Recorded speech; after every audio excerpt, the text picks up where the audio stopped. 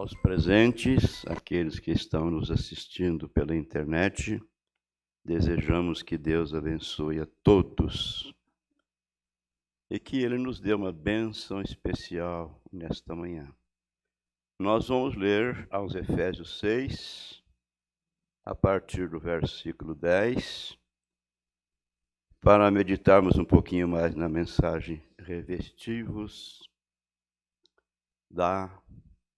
ou de toda a armadura de Deus.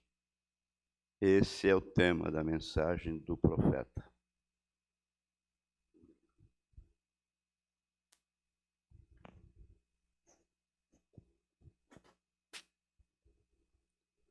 O irmão Júnior está me judiando, vocês estão vendo, né?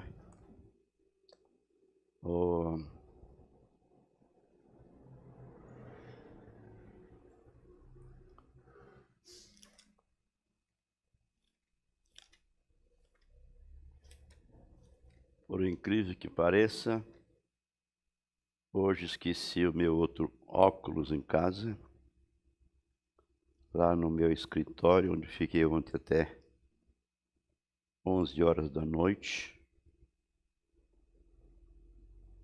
E esqueci o mais essencial. Vamos ler então as Escrituras. No demais, irmãos meus, fortalecei-vos no Senhor e na força do seu poder. Revesti-vos de toda a armadura de Deus, para que possais estar firmes contra as astutas ciladas do diabo. Porque não temos que lutar contra a carne e o sangue, mas sim contra os principados, contra as potestades, contra os príncipes das trevas deste século, contra as hostes espirituais da maldade nos lugares celestiais. Portanto, tomai toda a armadura de Deus, para que possais resistir no dia mau, e havendo feito tudo, ficar firmes. Que Deus nos ajude. Grande Deus, a quem nós devemos a nossa vida e tudo o que somos, pois sabemos que até mesmo esse arzinho que nós respiramos vem do Senhor. O Senhor é o dono de todas as bênçãos, o Senhor é o Criador de todas as boas coisas. Mas existe o inimigo, Satanás, que é o inimigo do Senhor, que é o inimigo do seu povo. E nós lemos em sua palavra que há um lugar preparado para ele e os seus anjos, um lago de fogo. E ele está lutando para levar mais alguém para lá. Então, Senhor, o Senhor sabe o quanto necessitamos de Ti. Continue conosco, Pai, ajudando-nos a vencer todas as ciladas do inimigo, pois sem o Senhor nada podemos fazer. Então nós pedimos, seja generoso, tenha misericórdia de nós. Oramos pedindo estas bênçãos e somos agradecidos por esta nova oportunidade, em nome do Senhor Jesus. Amém. Assentai-vos. Pois bem, quem está nos acompanhando com a literatura, nós paramos aqui no parágrafo 40.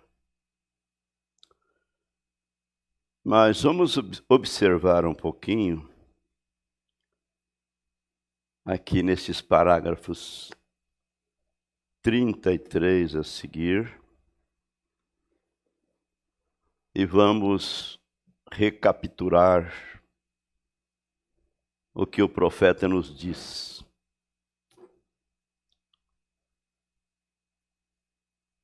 No parágrafo 33, ele diz que o inimigo pensou.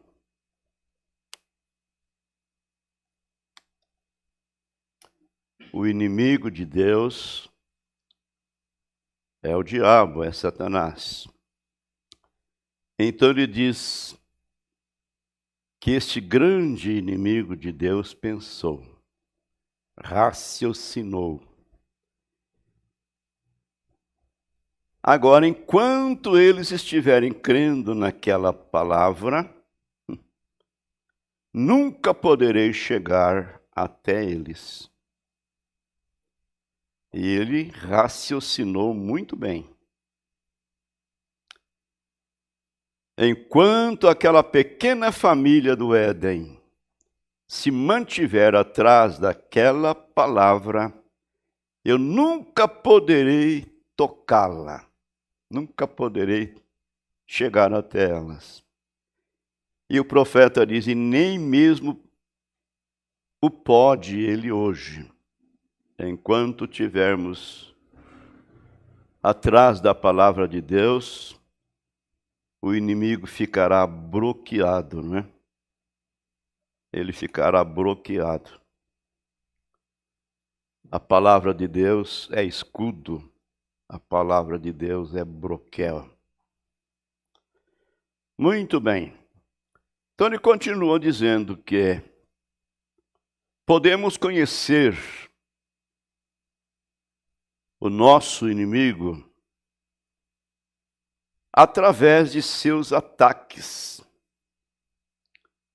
através de suas investidas.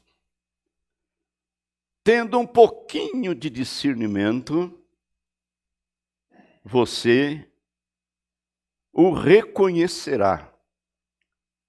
Você saberá que aquilo é o inimigo.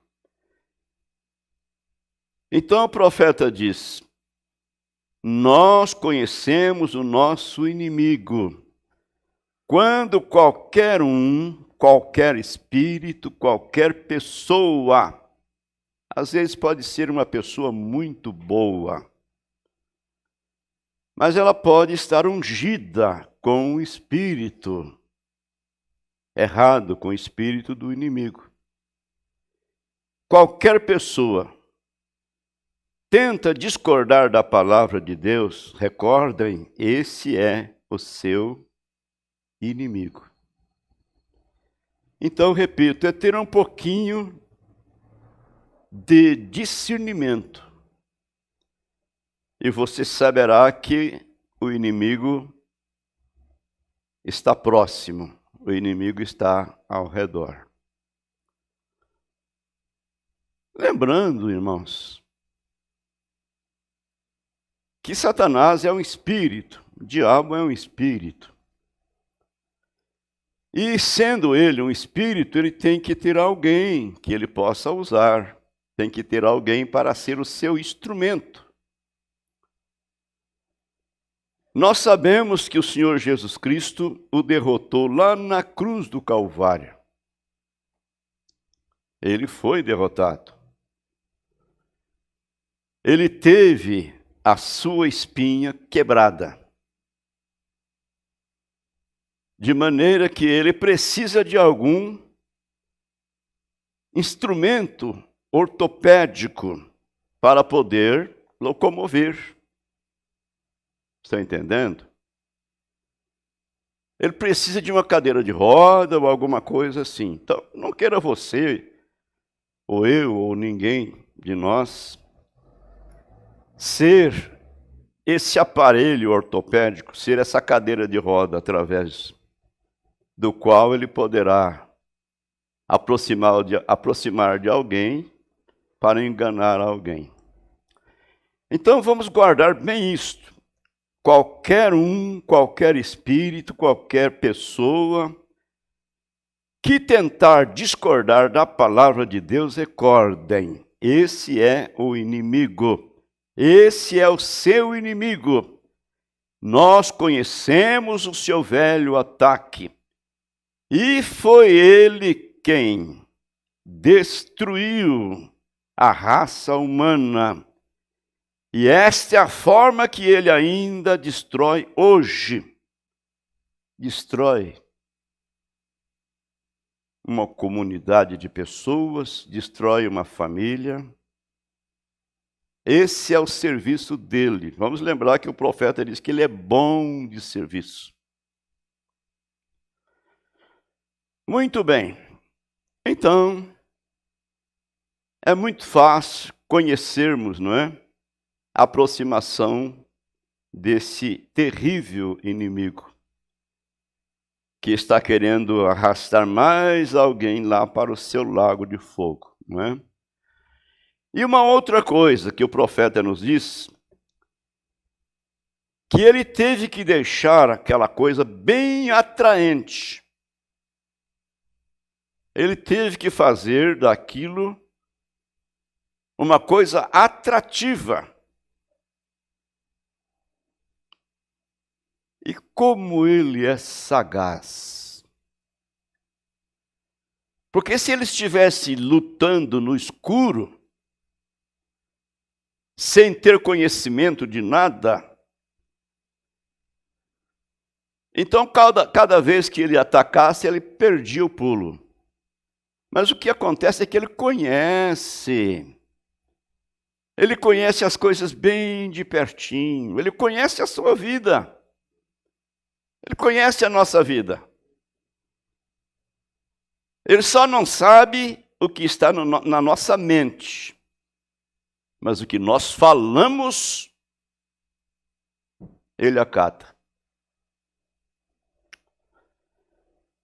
Então veja que ele chegou citando as Escrituras, citando para Eva o que Deus havia dito, não é?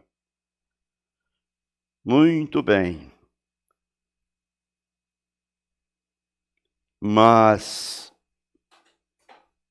o profeta diz no 35, agora Satanás fez aquilo atraente, e ele ainda o faz atraente.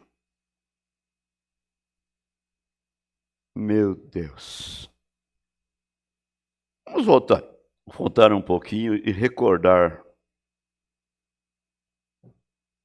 alguma coisinha do passado. Nós vemos que no princípio ele perseguia os cristãos. Ele tinha arenas, ele tinha fornalhas, ele tinha muita coisa para perseguir, para matar os cristãos.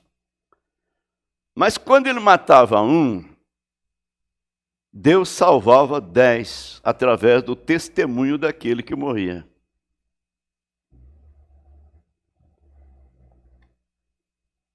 Porque ele podia matar o corpo, mas não podia matar a alma.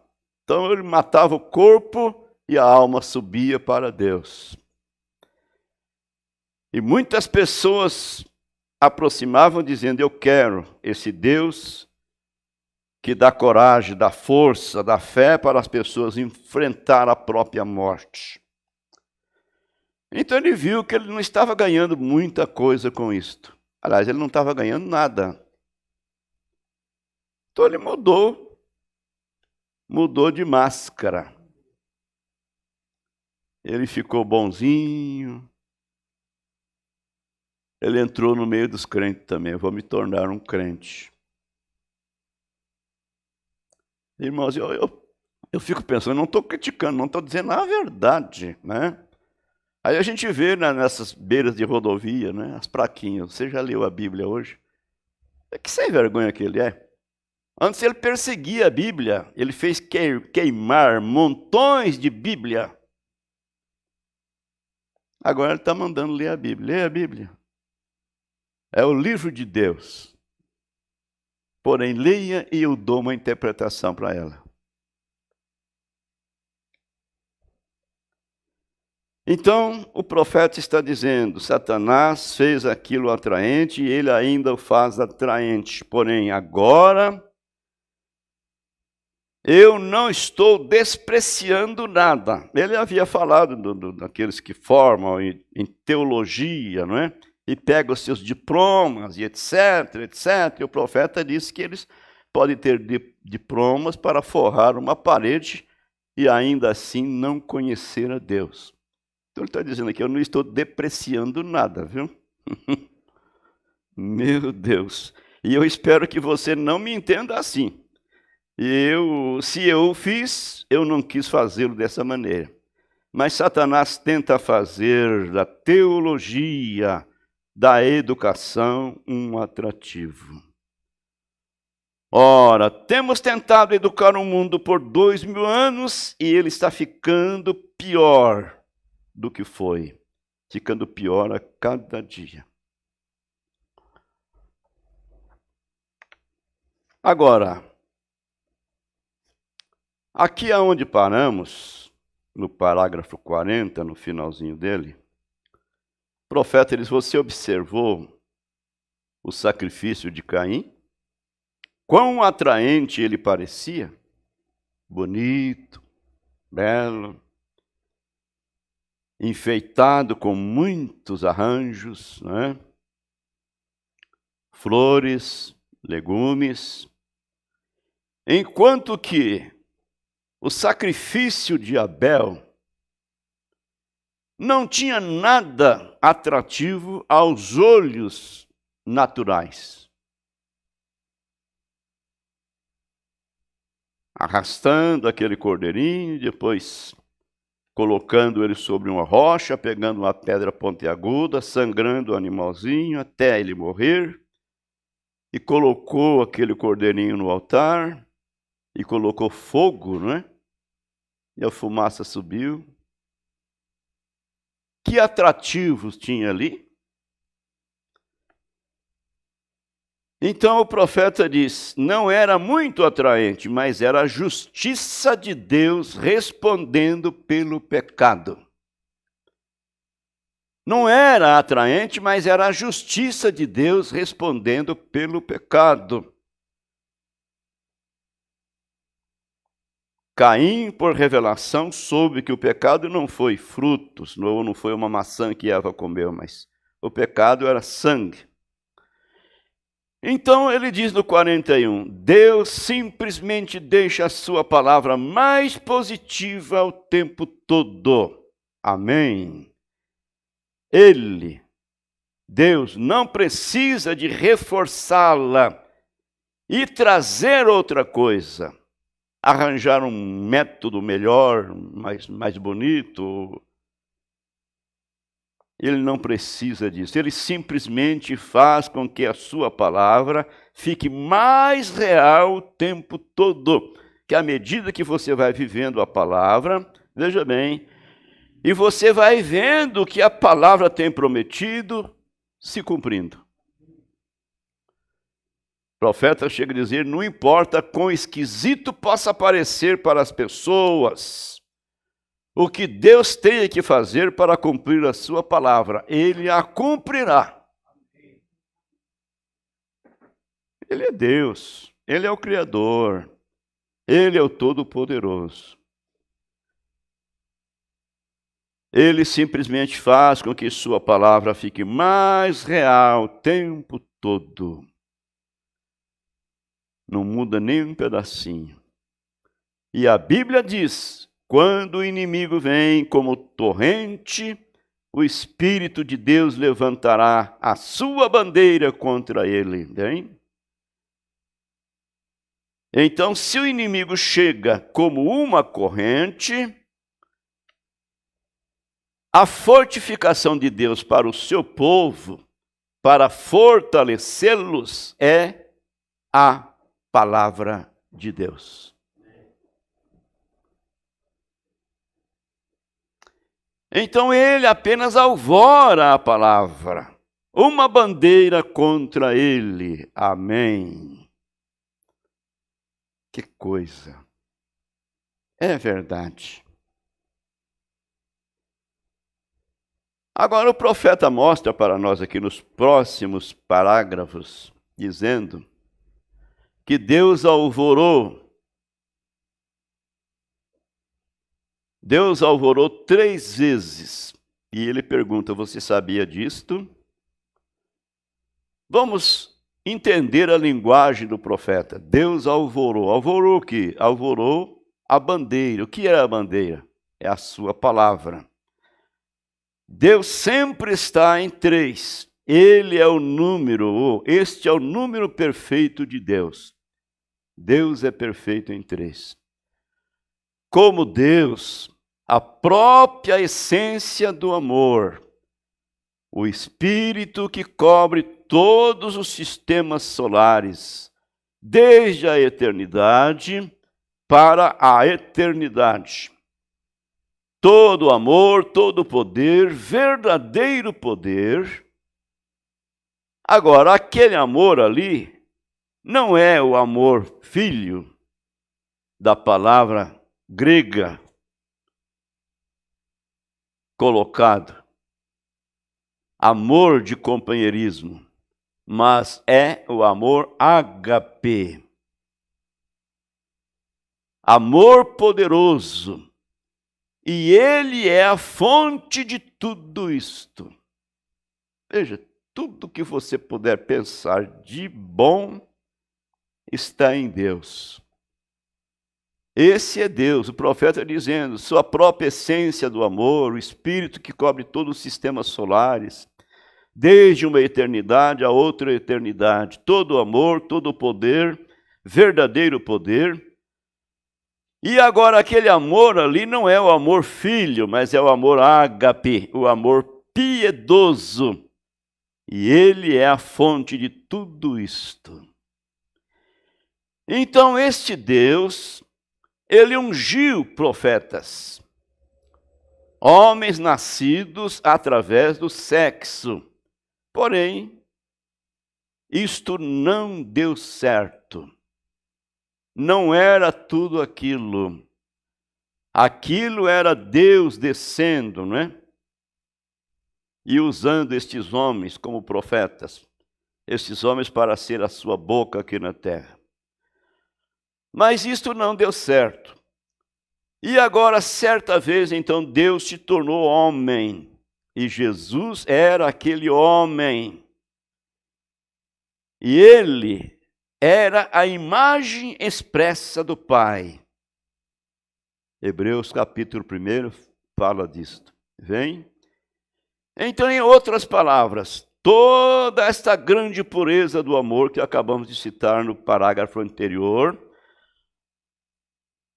a grande pureza do amor, grande pureza do poder, todas estas grandes coisas estavam manifestadas nele, em Jesus, porque ele era Deus feito carne, o Emanuel. Agora, portanto, ele desceu até a sepultura. Ele morreu por nós e desceu até a sepultura para a nossa santificação e justificação. E então trouxe de volta o Espírito Santo. Bem? Trouxe de volta o Espírito Santo para nós. Agora, portanto, nós somos os justificados. Amém. Nós somos os justificados. Cristo foi a manifestação de Deus. E nós somos a justificação. Cristo, a santificação. E o Pai, cabeça. Vem? Exatamente como a palavra no princípio nos foi falada no Jardim do Éden, no parágrafo 43. Exatamente como a palavra no princípio nos foi falada no Jardim do Éden, a palavra falada. E na segunda vez, ele foi feito carne e habitou no nosso meio. E na terceira vez, ele se tornou parte de nós, quando o Espírito Santo habitou em nós. Amém. Deus entrando no homem. Amados, como dizemos, isto não é leite desnatado. Isso é carne fresca, isso é alimento forte, isso é alimento de águias, isso é alimento para os filhos de Deus. Ora, nós cremos que temos o Espírito Santo. Quem é o Espírito Santo? É o próprio Deus. Se você tem o Espírito Santo, então você tem Deus morando em você. Precisamos, amados, frisarmos bem isto para vivermos uma vida de oração, uma vida de santidade e vivermos vigiando, porque Deus está em nós. Deus não está presente ao nosso lado. Deus está morando em nós.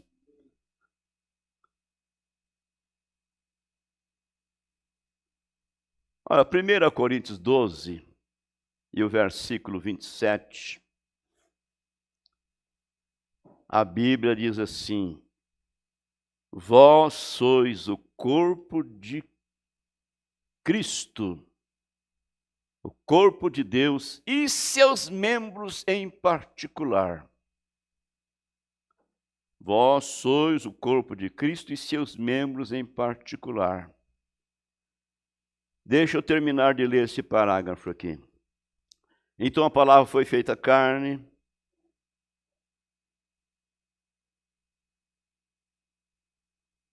Deus entrando no homem. O Espírito Santo habitou em nós. Deus entrando no homem. Então primeiro falou a palavra, o inimigo derrotou. Então a palavra foi feita carne. Ele foi crucificado. Mas agora existe uma diferença na palavra. A palavra se torna a igreja. E a igreja é a palavra. Na mensagem Cristo, Mistério de Deus Revelado, parágrafo 111, o profeta diz: nós não somos a palavra, mas nós somos a palavra. Amém. Por um lado, nós não somos a palavra, porque somos carne, somos pecadores. Mas por um outro lado, nós somos a palavra. Amém? Jesus era tanto homem como Deus. Então você é tanto humano como um cristão. Nós não somos a palavra, mas somos a palavra. Eu gostei desse parágrafo e por isso tenho gravado na minha mente. Então veja, a palavra se torna a igreja e a igreja é a palavra. Tudo que era Deus, ele derramou em Cristo. Tudo de Cristo foi derramado na igreja, o Espírito Santo. Amém. Agora o inimigo tem algo, vejam. Então ele está lutando contra algo aqui. Então em 1 Coríntios 12, verso 27, vós sois o corpo de Cristo e seus membros em particular. Se leremos aqui no Evangelho de São João, no capítulo 14,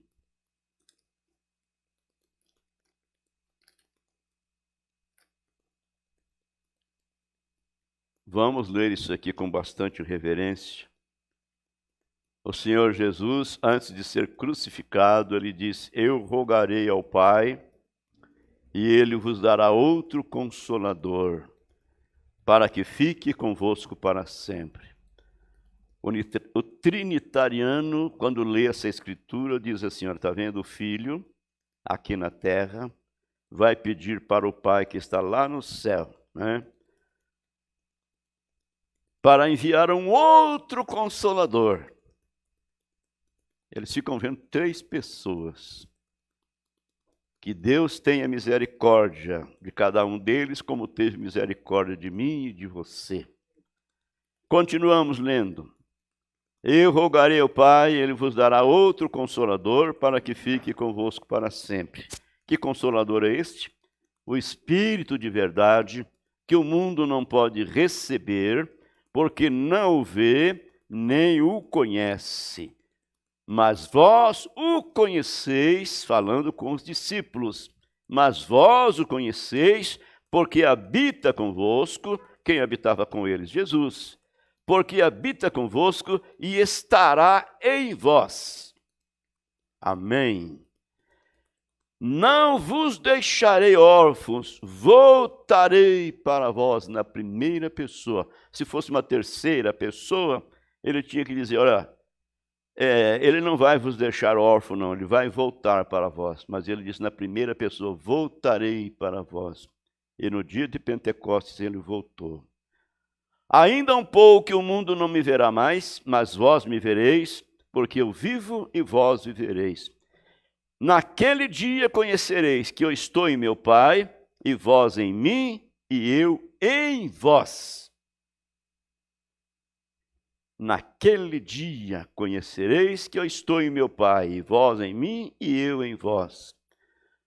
Aquele que tem os meus mandamentos e os guarda, esse é o que me ama, e aquele que me ama será amado de meu Pai, e eu o amarei, e me manifestarei a ele. Disse-lhe Judas, não Iscariotes, Senhor, de onde vem que te has de manifestar a nós e não ao mundo? Jesus respondeu e disse-lhe, se alguém me ama, guardará a minha palavra, e meu Pai o amará, e viremos para ele, e faremos nele morada. Amém. Com isto em nosso coração, não apenas na cabeça, na mente, mas no nosso coração, tudo que você vai falar, você vai vigiar. Tudo que você vai fazer, você vai vigiar. Porque você é um instrumento de Deus. É Deus caminhando através de seus pés. É Deus olhando através dos seus olhos. É Deus ouvindo através dos seus ouvidos. É Deus falando através dos seus lábios. O profeta continua, mas as pessoas apenas tomam a letra. E a letra mata. O Espírito é o que vivifica.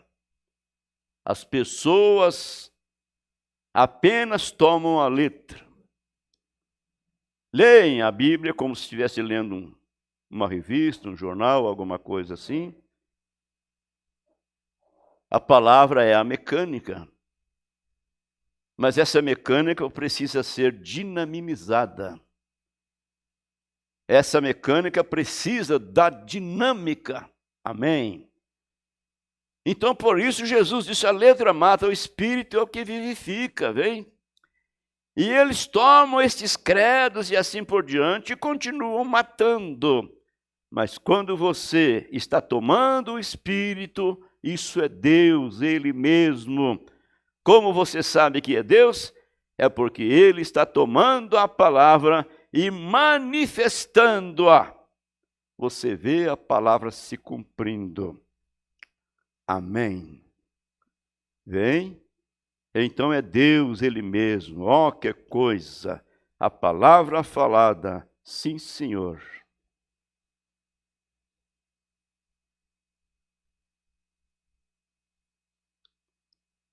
Deixa eu ver se nós vamos continuar aqui, ou vamos ir um pouquinho mais adiante.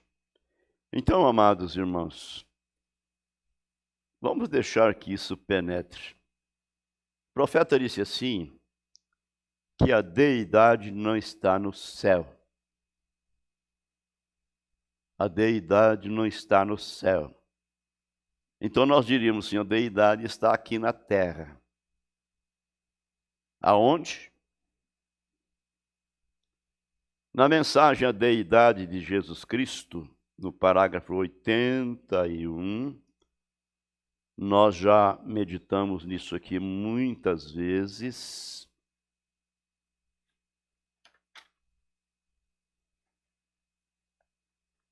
Mas é bom lermos isso aqui novamente. Olha,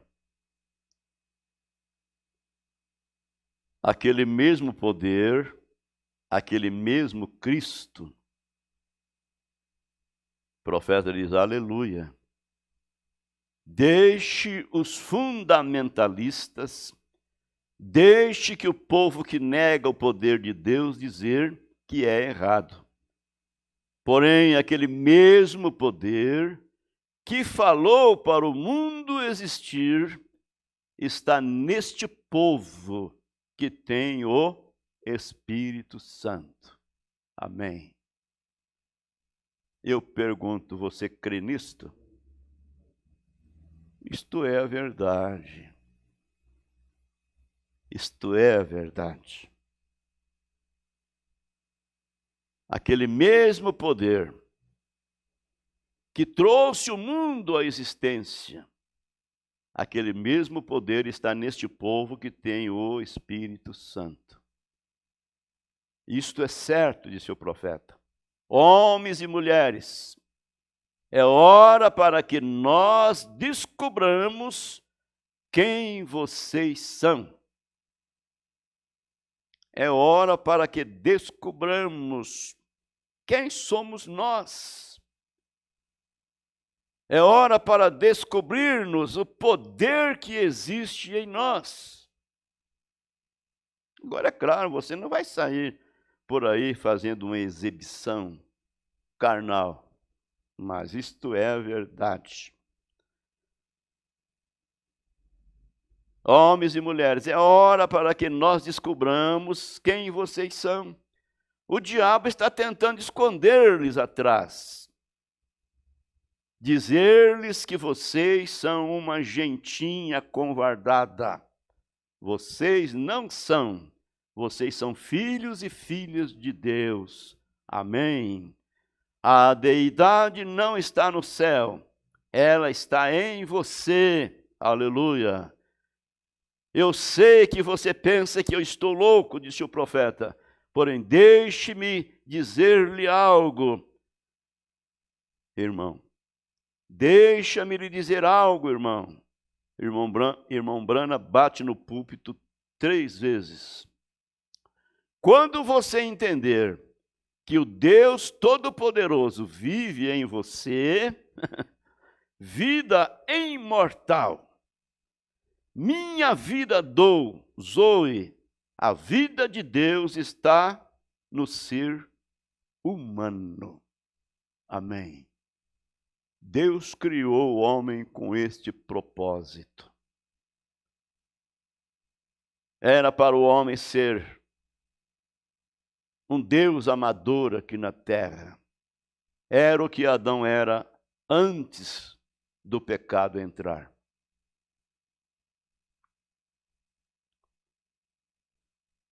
Que Deus nos ajude. Agora um pouquinho mais adiante.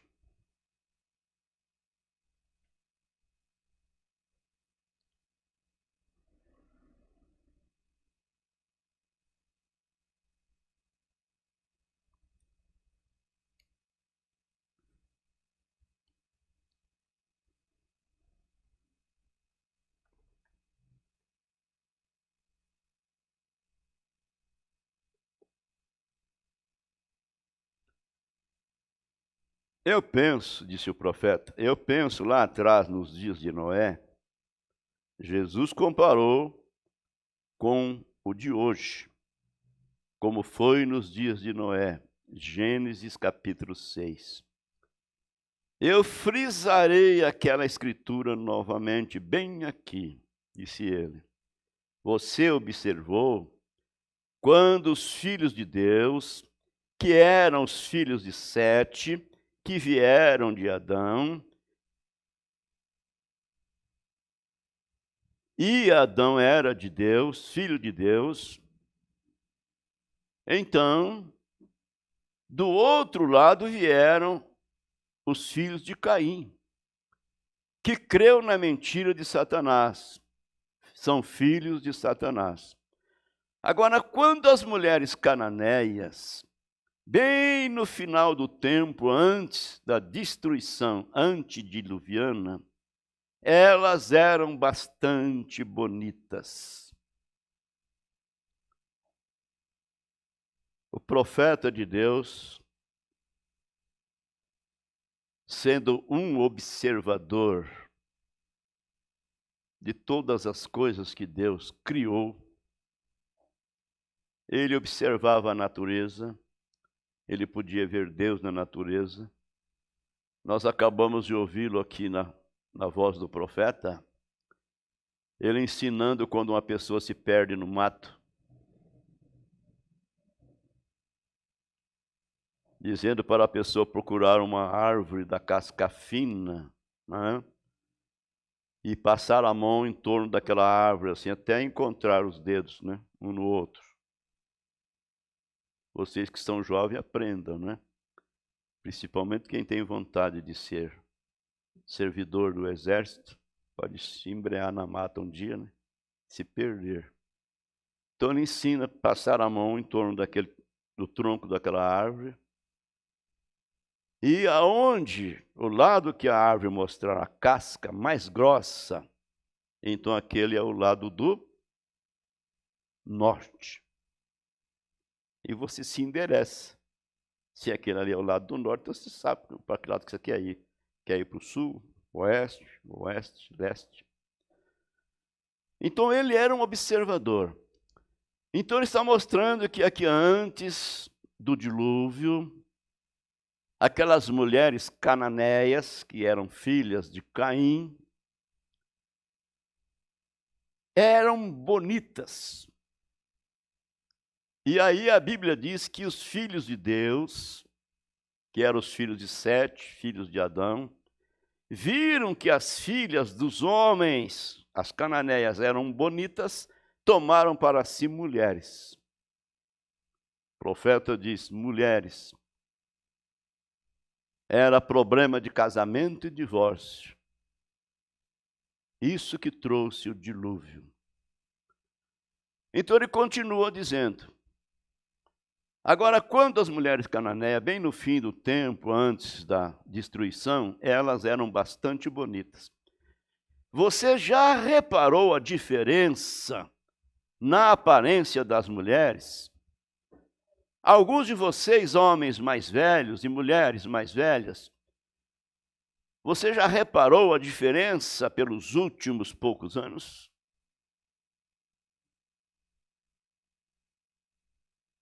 Eu estava lendo outro dia, onde Pierre White, muitos de vocês veteranos recordam de uma das mulheres mais bonitas que a nação já teve.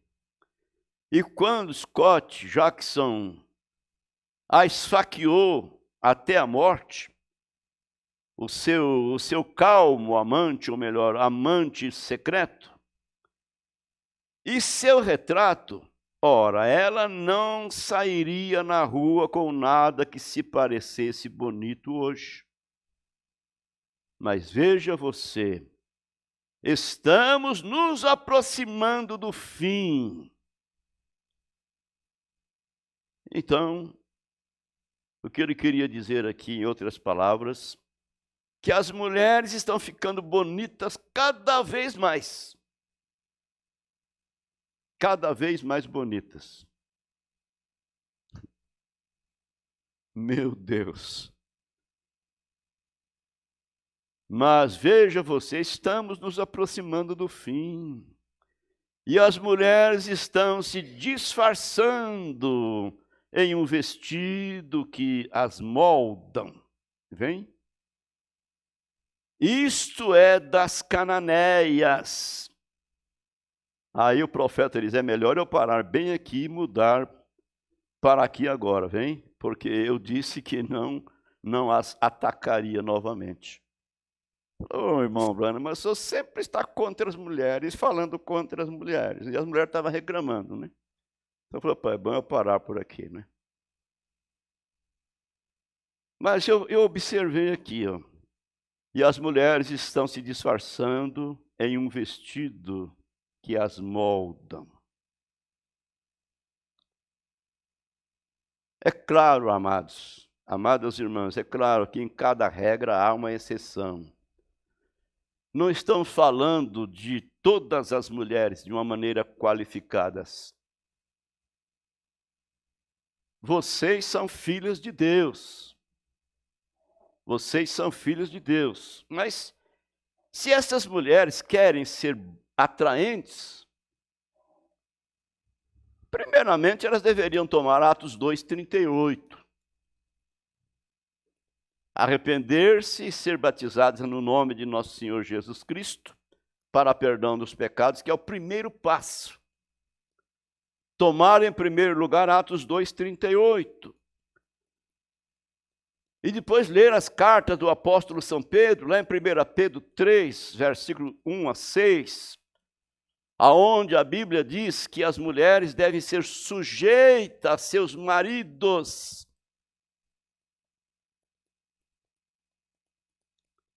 Efésios 5, 22, 24, a Bíblia diz que o marido é a cabeça da mulher. 1 Timóteo 2, a partir do verso 9, a Bíblia diz que Adão não foi enganado. Adão não foi enganado, mas a mulher, sendo enganada, caiu em transgressão. E continua dizendo, olha, salvar, porém, se há, dando à luz filhos, se permanecer na modéstia, na fé, na santificação e etc. Romanos 6, a partir do versículo 12, ou melhor, versículo 12 e 13. Então elas deveriam revestir com estas armaduras da Sagrada Escritura. Então elas seriam atraentes não somente para os seus maridos, mas muito mais para o nosso Deus, que valoriza a sua palavra. É isso verdade? Mas até parece que essas escrituras não existem. Que Deus tenha misericórdia de nós. Que hora nós estamos vivendo? O profeta diz, nós estamos chegando no fim. Chegamos ao fim.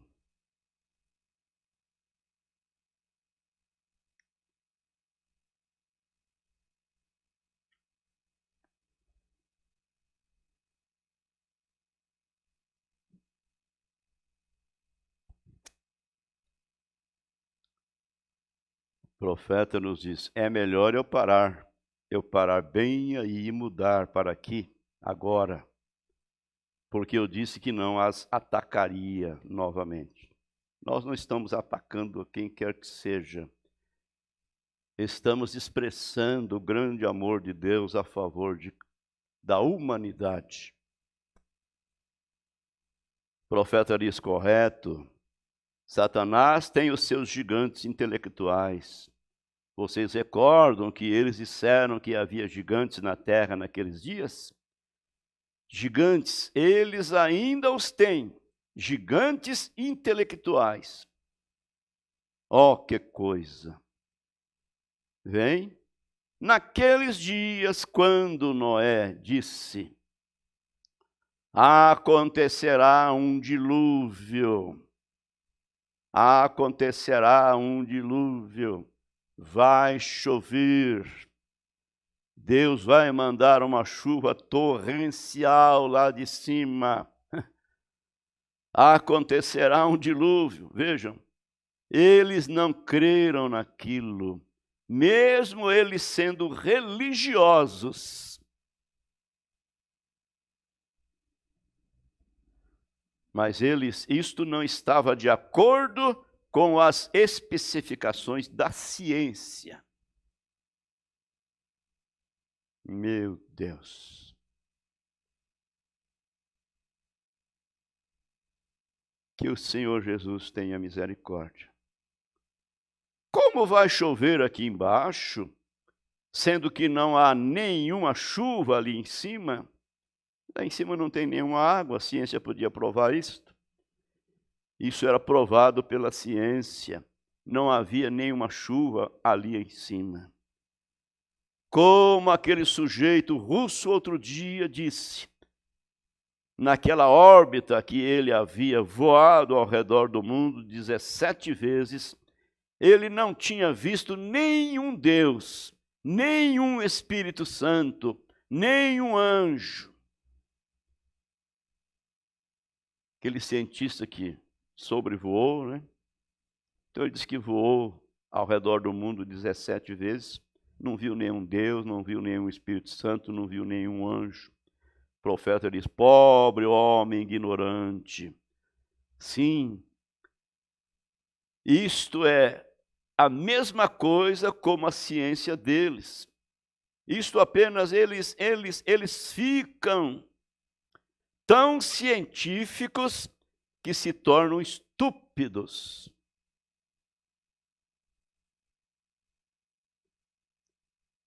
A sabedoria do mundo é loucura para Deus. E o profeta vem e diz: quanto mais sábio, mais distante de Deus. Eles ficam tão científicos que se tornam estúpidos, vem? Ou, me desculpem, eu não deveria ter dito isto. Eu quero dizer que eles simplesmente negligenciam as coisas verdadeiras. Vê você? Agora, tudo bem.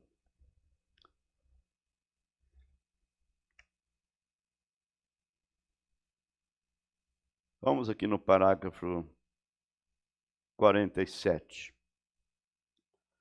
Agora veja, a palavra não tem que ser cientificamente provada. Isto é, a palavra de Deus não tem que ser provada pela ciência. Contanto que ela seja a palavra, se Deus falou que vai chover, não importa se tem água lá em cima ou se não tem, vai chover, não é isso? Se Deus falou que esse mundo está reservado, preparado para o fogo do dia do juízo, vai acontecer. Porém, há uma válvula de escape, e essa é a palavra de Deus. Se isso puder ser cientificamente provado, então as chances são que não haja, que não seja a palavra. Você diz, se isso não for cientificamente provado, isso não é a verdade. Então, se você possui uma mente, você crê que possui uma mente? Então, é cientificamente provado que você tem uma... Você ama? É cientificamente provado que você ama?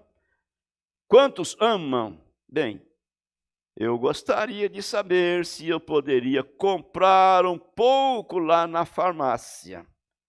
Comprar um pouquinho de amor, né? Porque eu preciso bastante disso, vem? Amor, alegria, paz, longanimidade, tais como humildade, bondade, paciência e fé. Estas coisas não podem ser provadas pela ciência. E elas são as únicas douradouras que temos. Isto é correto. Não há nada mais faltando exceto aquilo, vem? E não é provado cientificamente. Então não importa quanta ciência esteja dizendo contrária à palavra de Deus, nós cremos na palavra. Amém. E nós ficamos com ela. Mas o diabo é tão astucioso que, de uma maneira direta ou indireta, nós estamos navegando no barquinho do inimigo. Isso é verdade. Só que Deus está em nós. Amém. Quando o diabo pensar que ele ganhou tudo, ele fez foi perder tudo. Mas, nessa época da colheita, por exemplo, né? O povo fica todo ansioso para ver o que diz a previsão do tempo. Aí a ciência diz, olha, hoje vai chover 50 milímetros. E temos mais tantos milímetros para amanhã. E o caboclo fica com a pulga atrás da orelha. Principalmente os que estão fazendo colheita, né? Fica com a pulga atrás da orelha. Então, direto ou indiretamente, a gente está viajando no barquinho do inimigo. Mas tem uma coisa, não estamos sozinhos. Deus está em nós. Deus vai conosco. Amém. E como disse João, filhinhos, já o tendes vencido, porque maior é o que está em vós do que o que está no mundo. Amém. No tempo de Noé, eles tinham esses grandes, enormes gigantes. E hoje eles estão aí também, né? E hoje eles têm estes grandes gigantes intelectuais na terra também. Isto é certo. Eu posso apenas... Estamos terminando. Eu odeio dizer isto, disse o profeta. Se há algum aqui, eu espero... Se há algum aqui, eu espero não feri-lo. Ou não te ferir. Mas são espiões de Satanás novamente. O quê? Claro. Gigantes intelectuais se aproximam para promoverem, ou melhor, para provarem, que todos os gritos e améns e ir ao altar, e se dispersando por causa de seus pecados, que tudo isto é apenas emoção. Os gigantes intelectuais dizem, olha, isso é tudo emoção. Veja, este é o gigante científico. Este é o gigante intelectual. Não existe tal coisa, eles dizem. E vão embora com os olhos secos. E apenas dizem, bem, eu me unirei a esta igreja e eu... Meu Deus, que coisa. Bem, eu creio que Jesus Cristo é o Filho de Deus. Eu creio que Jesus é o Filho de Deus, o que mais que precisa? Satanás também crê. E não há nenhum indício de que ele seja salvo. Hein? É necessário, mais do que isto, é preciso de um novo nascimento. Isso é correto, isto é certo. Então é necessário. Veja a palavra. É preciso um novo nascimento. E não apenas dizer aquilo. É necessário que aconteça algo aqui que te deixe diferente. Amém. Que Deus nos ajude. Pois bem, meus amados irmãos, a Bíblia nos diz em São João 6, verso 45, está escrito nos profetas, e todos serão ensinados por Deus. Deus está nos ensinando. Deus está nos colocando no caminho. Deus está fazendo conosco como um pai ou uma mãe faz com uma criança que está aprendendo a andar. Aquela criança não tem um equilíbrio no corpo. Então ela sai bambeando as pernas, de repente ela cai. Então aquele pai, aquela mãe não chega lá com a vara e dá umas varadas, umas palmadas, levanta, seu mole, né? Não é isso não, vai lá com calma, filho. Toma com suas mãos poderosas, coloca ela em pé e diz, filhinho, ande assim. Assim Deus faz conosco. Ele não está nos batendo não, Ele está nos ensinando a andar. Está nos ensinando como chegar no céu. Amém, porque ainda há tempo. Bondoso Deus. Obrigado por esta manhã, deste primeiro dia da semana. O Senhor nos trouxe em sua casa e temos passado estes momentos aqui, Pai, na tua presença, ouvindo os teus ensinamentos, sendo muitas vezes corrigidos por tua palavra. A tua palavra é a espada do Espírito, porém, nós fomos feridos com esta espada, porém ela não nos matará, ela nos dará vida e vida eterna. Fica conosco, Senhor. Nós oramos no nome de Jesus, teu Filho amado. Amém.